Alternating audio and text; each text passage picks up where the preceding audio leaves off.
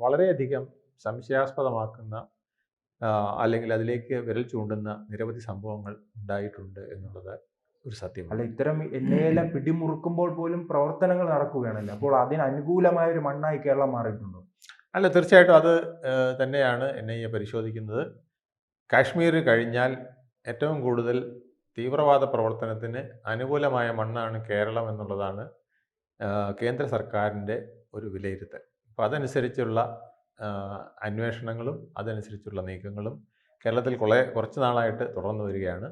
PFIയുടെ നിരോധനവുമായി ബന്ധപ്പെട്ടും അതിനുശേഷമുണ്ടായ പ്രവർത്തനങ്ങളും ഇതിലേക്കൊക്കെ വിരൽ ചൂണ്ടുന്നതാണ്.